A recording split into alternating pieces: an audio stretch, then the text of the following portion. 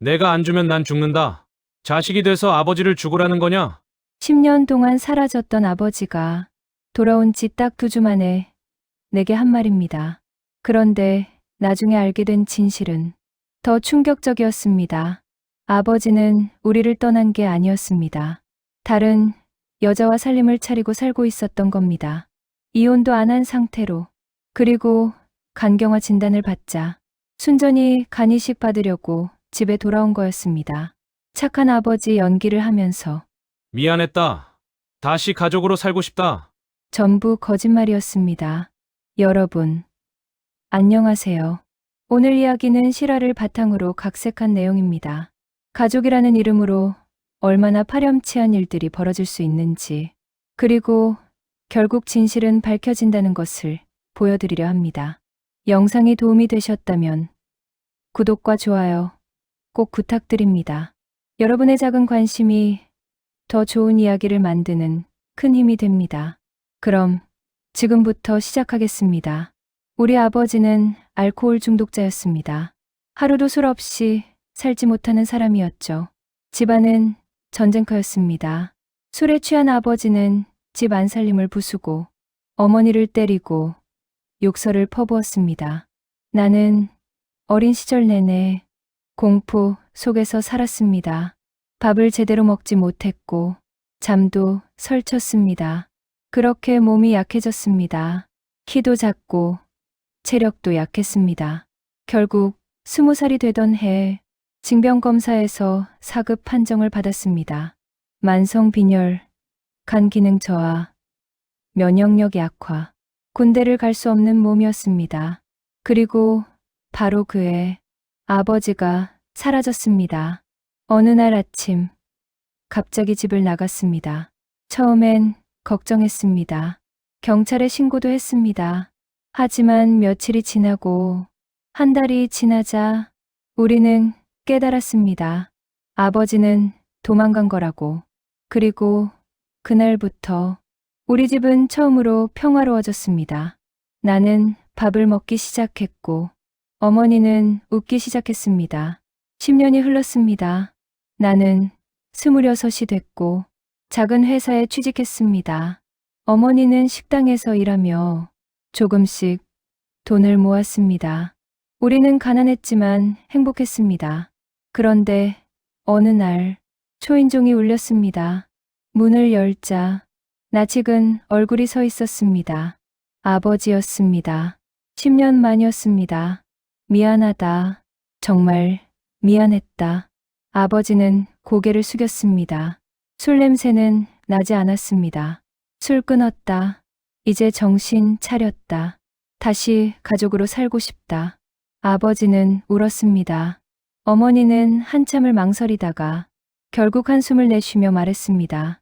들어오세요. 하지만 다시는 그러시면 안 돼요. 그렇게 아버지는 다시 집에 들어왔습니다. 처음 일주일은 모범적이었습니다.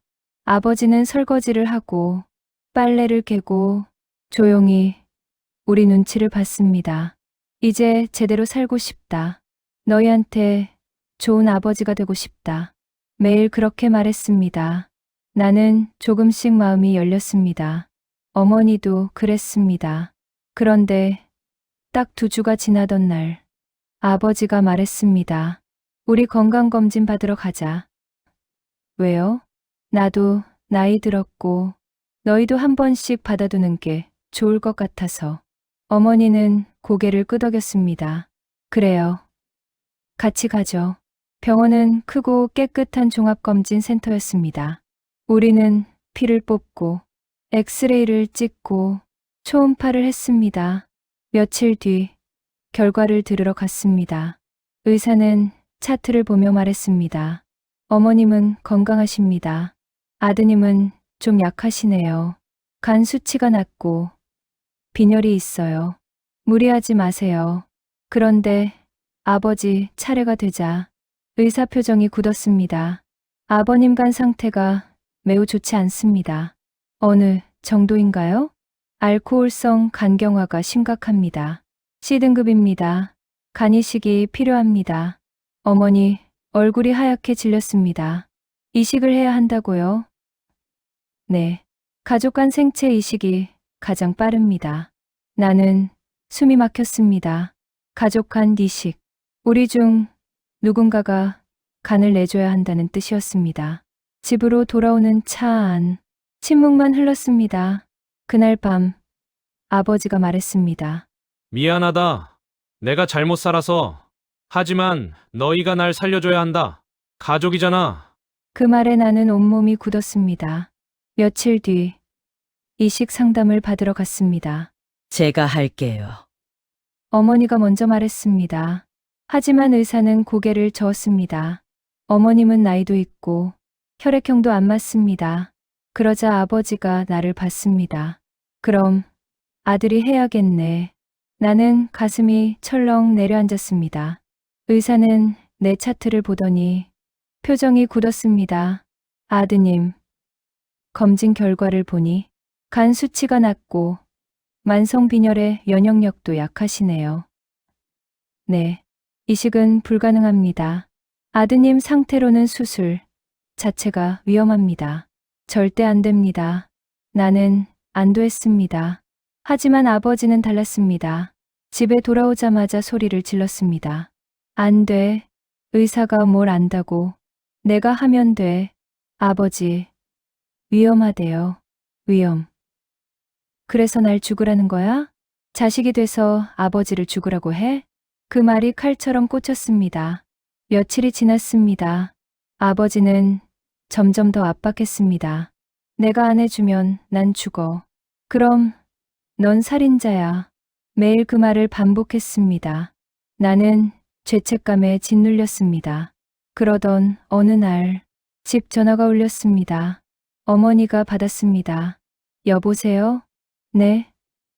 누구시죠? 어머니 표정이 이상하게 굳었습니다. 무슨 말씀이세요? 나는 옆에서 귀를 기울였습니다. 아, 네, 알겠습니다. 전화가 끊어졌습니다. 누구였어요? 어머니는 한참을 멍하니 서 있다가 천천히 말했습니다. 여자였어. 네, 내 아버지 찾는 여자였어. 이름도 대더라. 박수진이라고. 나는 얼어붙었습니다. 무슨 소리예요? 내 아버지가 그 여자랑 살았대. 10년 동안. 순간 모든 게 무너졌습니다. 뭐라고요? 경기도 어디 빌라에서 같이 살았대. 근데 최근에 갑자기 연락이 끊겼다고? 병원비도 안 내고 집만 싸서 나갔다고. 어머니, 손이 떨렸습니다. 이혼도 안 했는데 다른 여자랑 살림을 차렸어. 나는 말문이 막혔습니다. 그럼 집에 온 건 간이식 때문이야. 그 여자는 혈액형이 안 맞았나 봐. 그래서 우리한테 온 거야. 그 순간 모든 퍼즐이 맞춰졌습니다. 갑자기 나타난 아버지, 착한 척하던 모습, 건강검진 제안, 전부 계획된 거였습니다. 순전히 간이식 받으려고 돌아온 거였습니다. 나는 분노가 치밀었습니다. 어머니, 확인해봐야 해요. 우리는 그날 밤 아버지 짐을 뒤졌습니다. 가방 안에서 휴대폰이 나왔습니다. 잠금이 안 걸려 있었습니다. 카카오톡을 열었습니다. 수진이라는 이름이 보였습니다. 대화 내용을 읽는 순간 나는 숨이 막혔습니다. 수진, 병원 결과 나왔어? 아버지, 간경화래. 이식해야 한대. 수진 헐그럼 어떡해? 아버지, 너 혈액형 안 맞잖아. 나 본가 가야겠어. 수진 본가? 그 마누라한테? 아버지, 어쩔 수 없지. 아들이 있으니까. 수진 미쳤어. 10년 만에 가서 간달라고? 아버지, 연기 좀 하면 돼. 울면서 사과하고 착하게 굴면 넘어가. 수진, 진짜 뻔뻔하다. 크크. 아버지, 살려면 어쩔 수 없어. 이식 받고 나면 다시 올게. 나는 휴대폰을 떨어뜨렸습니다. 어머니는 바닥에 주저앉아 울었습니다. 이럴 수가 있어? 나는 주먹을 쥐었습니다. 그 순간 아버지가 방에서 나왔습니다. 왜 이래? 무슨 일이야? 나는 휴대폰을 집어 들었습니다. 이게 뭡니까? 아버지 얼굴이 굳었습니다. 그게 다른 여자랑 10년 동안 살았어요? 이혼도 안 하고? 그건 간이식 받으려고 집에 온 거죠? 처음부터 계획한 거였죠? 아버지는 대답하지 못했습니다. 착한 아버지 연기한 거였죠? 미안하다. 가족으로 살고 싶다. 전부 거짓말이었죠? 아니야. 그게 아니라. 그럼 뭔데요? 설명해 보세요. 아버지는 입을 다물었습니다. 어머니가 일어났습니다. 나가세요. 여보. 나가라고요. 당장 나가. 어머니가 소리쳤습니다. 10년 동안 한 번도 본 적 없는 어머니의 분노였습니다. 하지만 아버지는 나가지 않았습니다. 안 나가. 이식 받을 때까지는 못 나가. 뭐라고요? 난 살아야 해. 내가 나한테 간줘야 해. 미쳤어요? 미친 거 아니야. 난 죽고 싶지 않아. 내가 안 주면 난 죽는다고. 아버지는 소리를 질렀습니다. 의사가 위험하다고 했잖아요. 의사 말이 다 맞는 게 아니야. 다른 병원 가면 돼. 방법이 있어. 없어요. 제 몸이 약해서 안 된다고요. 그럼 내가 죽어도 좋아? 아버지가 죽는 게 좋아? 나는 소름이 돋았습니다. 이 사람은 정말 미쳤습니다. 자식이 돼서 아버지를 죽이겠다는 거냐? 이 페류나야. 아버지가 내 멱살을 잡았습니다. 당장 병원 가자. 다른 병원 가서 다시 검사받자. 손 떼세요. 나는 아버지를 밀쳤습니다. 아버지가 넘어졌습니다. 이 새끼가 감히 아버지한테 손을 대? 아버지가 다시 일어나려 했습니다. 그때 어머니가 전화를 들었습니다. 112입니다. 경찰입니다. 지금 남편이 폭력을. 전화 끊어. 아버지가 소리쳤습니다. 하지만 어머니는 끊지 않았습니다. 주소는 서울시. 경찰이 도착했습니다. 상황을 설명했습니다. 휴대폰 대화 내용도 보여줬습니다. 경찰은 고개를 끄덕였습니다. 일단 분리하시는 게 좋겠습니다. 강제로 이식을 요구하는 건 폭행이나 협박으로 볼 수 있어요. 그럼 저희가 어떻게 해야 하나요? 접근 금지, 가처분 신청하세요. 그리고 이혼 소송 준비하시고요. 어머니는 고개를 끄덕였습니다. 아버지는 경찰에게 끌려나갔습니다. 이게 말이 돼? 내가 죽으라는 거야? 너희가 날 죽이는 거야. 아버지 목소리가 복도에 울려 퍼졌습니다. 그날 밤 우리는 변호사를 찾아갔습니다. 사실혼 관계에 있던 여자와의 증거, 간이식, 강요 증거, 협박, 내용까지 모든 걸 정리했습니다. 변호사는 말했습니다. 이건 명백한 중혼입니다. 그리고 강요죄도 성립됩니다. 이혼은 당연히 되고 위자료도 받을 수 있어요. 위자료요? 네. 10년 동안 생활비도 안 보냈고 중혼 상태였으니까요. 재산 분할도 가능합니다. 어머니가 물었습니다. 재산이 있을까요? 조사해봐야죠. 그 여자랑 살던 집이 전세인지 매매인지 예금이 있는지. 며칠 뒤 조사 결과가 나왔습니다. 아버지는 10년 동안 공사 현장에서 일하며 돈을 모았습니다. 그 여자 명의로 빌라를 하나 샀고 예금도 3천만 원이 있었습니다. 변호사가 말했습니다. 혼인 관계가 유지된 상태에서 모은 재산이니 절반은 어머님 거예요. 우리는 법적 절차를 밟았습니다. 한 달 뒤 법원 조정이 열렸습니다. 아버지는 초췌한 모습으로 나타났습니다. 제발, 이혼만은 안 돼. 내가 잘못했어. 하지만 어머니는 단호했습니다. 이혼합니다. 그리고 재산 분할, 위자료 받을 겁니다. 재산. 무슨 재산? 경기도, 빌라, 예금 3천. 전부 조사 나왔어요. 아버지 얼굴이 하얗게 질렸습니다. 그건 내가 번 돈이야. 혼인 관계 중에 번 돈이에요. 법적으로 절반은 제 겁니다. 판사가 판결했습니다. 이혼, 인정, 재산, 분할 50%, 위자료 2천만 원, 총 3,500만 원을 원고에게 지급할 것. 아버지는 그 자리에서 주저앉았습니다. 이럴 수가. 우리는 법원을 나왔습니다. 그런데 그날 저녁 아버지에게서 전화가 왔습니다. 제발, 값만 줘. 돈은 다 줄게. 제발, 부탁이야. 나는 차갑게 말했습니다. 안 됩니다. 넌 정말 날 죽이고 싶은 거냐? 아버지, 나는 깊은 숨을 들이쉬었습니다. 10년 동안 다른 여자랑 살면서 저희는 생각도 안 하셨죠? 간이 필요해서 돌아왔고 착한 아버지 연기를 했죠. 전부 계산된 거였잖아요. 그건 제 몸이 위험한데도 강요하셨죠. 자식이 돼서 아버지를 죽이냐고. 미안해. 정말 미안해. 미안하다고 용서되는 게 아닙니다. 제발 대기자 등록하셨죠? 거기서 기다리세요.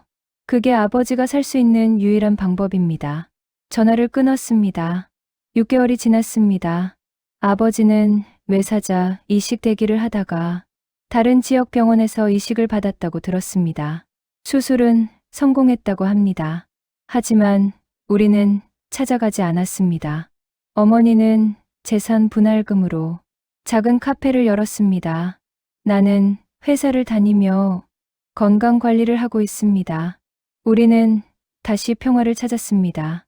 그리고 한 달 전 아버지에게서 편지가 왔습니다. 편지 내용. 아들아, 이식받고 살았다. 하지만 혼자 살고 있다. 수진이도 떠났다. 돈도 없고 아픈 나를 돌볼 사람도 없다더라. 너희한테 너무 미안하다. 용서를 바라는 건 아니다. 다만 알아줬으면 한다. 내가 얼마나 후회하며 사는지, 가족이란 게 뭔지 이제야 알겠다. 있을 때 잘하는 거였구나. 너무 늦었다. 나는 편지를 덮었습니다. 어머니가 물었습니다. 뭐래? 후회한대요. 너무 늦었대요. 어머니는 커피를 한 모금 마셨습니다. 그래, 너무 늦었지. 나는 고개를 끄덕였습니다. 그리고 편지를 서랍에 넣었습니다. 아버지는 살았습니다. 하지만 가족은 잃었습니다. 그게 아버지가 선택한 삶의 대가였습니다. 며칠 뒤 친구가 물었습니다. 너 아버지 이식받았다며? 찾아가 볼 거야? 나는 고개를 저었습니다. 아니, 왜? 그래도 아버지잖아. 아버지라고 할 수가 없어. 그냥 혈연 관계일 뿐. 친구는 이해한다는 표정을 지었습니다. 그래, 내 선택이 맞아. 나는 창밖을 바라봤습니다. 하늘이 맑았습니다. 가족이라는 이름으로 무조건적인 희생을 강요하는 건 사랑이 아닙니다. 진짜 사랑은 상대를 존중하고 상처 주지 않는 겁니다. 그리고 나 자신을 지키는 것, 그건 결코 이기적인 게 아닙니다. 당연한 권리입니다. 아버지는 끝까지 그걸 이해하지 못했습니다. 그래서 모든 걸 잃었습니다. 여러분은 어떻게 생각하시나요? 가족이라는 이유로 모든 걸 용서하고 희생해야 할까요? 아니면 선을 넘은 사람에게는 단호하게 거절하는 게 맞을까요? 댓글로 여러분의 생각을 들려주세요. 영상이 도움이 되셨다면 구독과 좋아요 부탁드립니다. 다음에도 더 좋은 이야기로 찾아뵙겠습니다. 감사합니다. 본 영상의 모든 내용은 실화를 바탕으로 각색한 픽션입니다. 등장하는 인물, 사건, 대화는 창작물이며 특정 개인이나 단체와 무관합니다. 저작권법에 의해 보호받는 콘텐츠이므로 무단 복제 및 배포를 금합니다. 크로우리는 AI이며 실수할 수 있습니다. 응답을 다시 한번 확인해 주세요.